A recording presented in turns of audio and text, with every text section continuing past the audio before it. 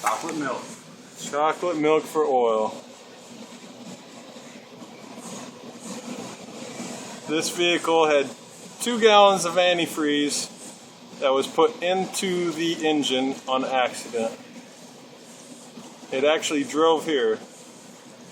We'll see if it recovers.